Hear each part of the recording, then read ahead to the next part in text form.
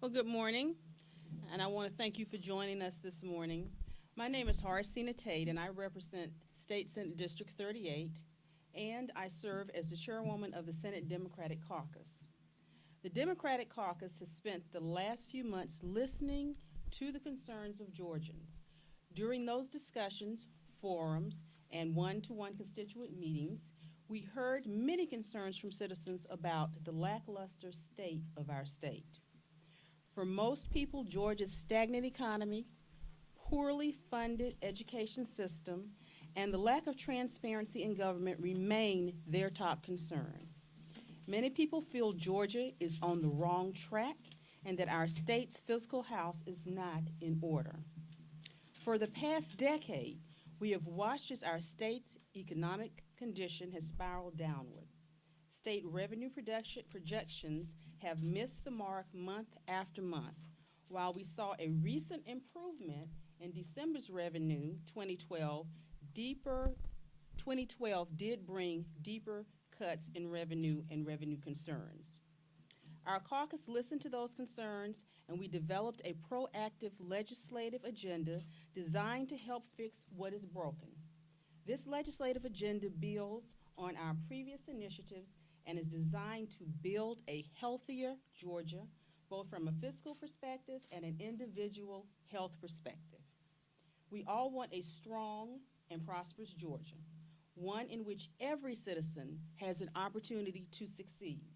The Democratic Caucus believes that in order to restore fiscal health to our state, we must be willing to examine how we currently use our state funds and understand how any money that the state provides, whether it is a tax incentive or direct funding, helps to create jobs, grow our economy, and take care of our citizens. We must be willing to work together, Democrats and Republicans, to examine new ideas and new sources of revenue. Unless we want to find ourselves in the same position as the federal government, we must stop pretending that our state budget is solvent. We cannot continue to try and cut our way to prosperity. It is our duty to be responsible to the citizens that we represent. The Senate Democratic Caucus stands ready to offer our 2013 legislative package for your consideration through the committee process. Now, with that, I would like to introduce our leader of the Democratic Caucus, Senator Steve Henson.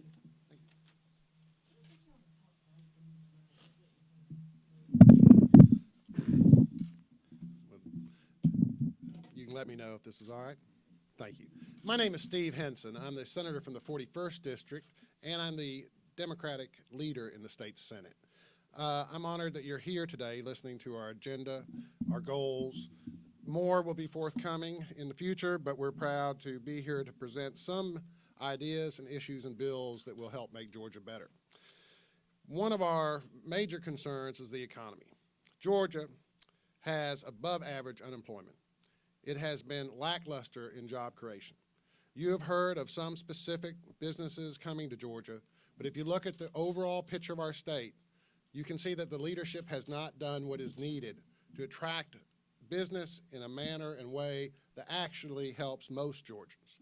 So as a caucus, we will be working on that, to lower unemployment and to build a more effective workforce out there that can find jobs. One thing we'll be doing in the state budget, we'll be fighting for more money for technical schools and trying to make sure that those decreases that have occurred under this administration are repaired as much as possible.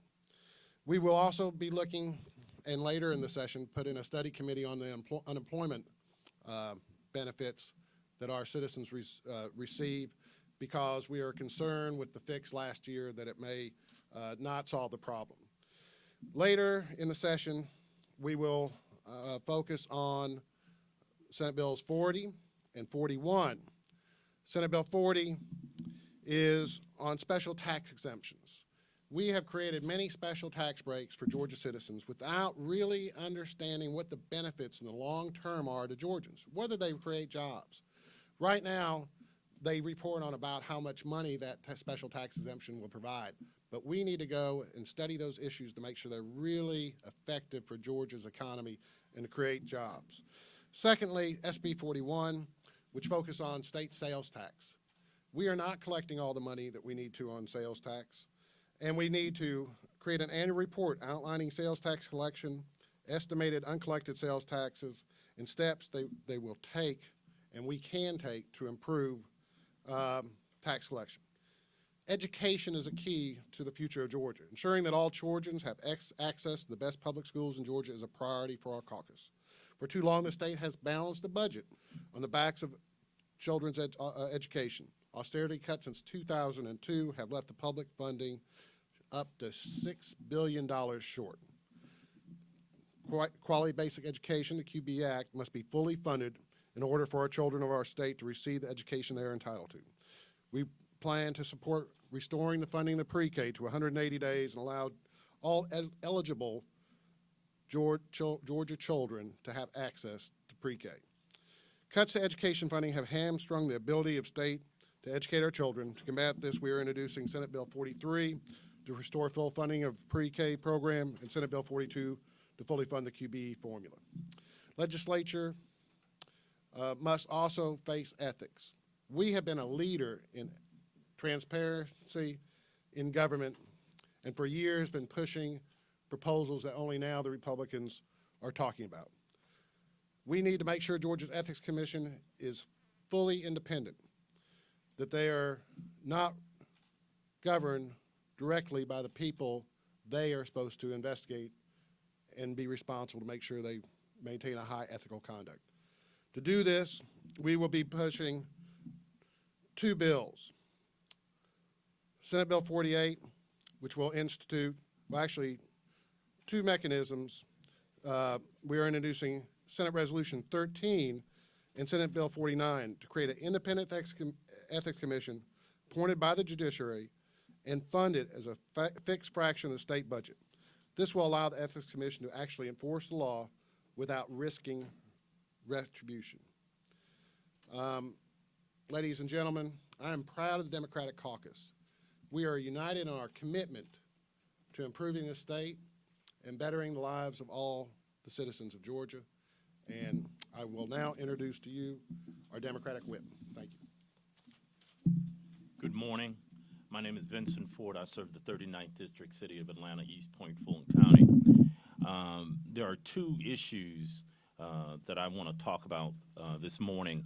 One is an issue of civic engagement. Georgia, as you know, has a long history of suppressing the right to vote. It goes back 100 years, and it continues and has continued until this very hour. Those efforts have been designed to suppress the vote of people of color, the elderly, and other people. We have put in place 3 bills to try to counteract that, to ensure that every citizen's right to vote is not abridged. The first bill is Senate Bill 44, which I have authored and will allow voters to register to vote at the polls on Election Day, same day voter registration. Senate Bill 50 will restore in-person early voting to the same time period as voting by mail, one of the most egregious assaults on the right to vote. That was passed just last year, was cutting the early voting down from 35 days to a shorter period. Senate Bill 45 will add another early voting day on the 3rd Saturday before the election, The next issue I want to talk about is health care. Health care not only creates a healthier population, but it creates a more economically viable Georgia.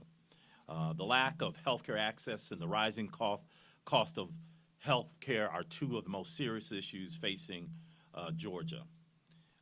And as you know, healthcare is one of the fastest growing industries in Georgia. And thus we put together 2 pieces of legislation to try to deal with those healthcare challenges here in Georgia. Senate Bill 46 will create a Georgia-controlled healthcare exchange to comply with the Affordable Health Care Act instead of ceding all control to the federal government. We believe that Georgia's circumstances should drive Georgia's healthcare system.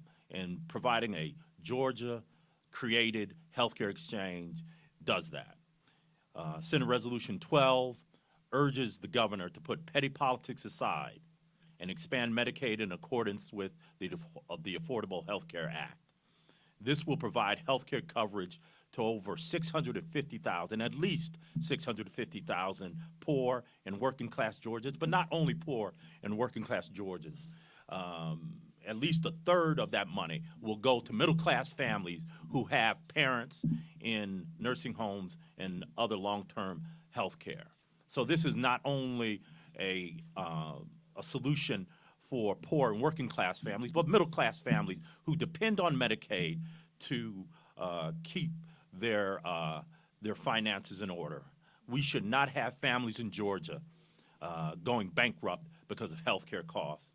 And at the same time, it will bring in $30 billion worth of non-exportable health care jobs across the economic spectrum in Georgia. I'll repeat that, $30 billion worth of jobs in a state that is suffering from high unemployment. Those are the issues that I wanted to present.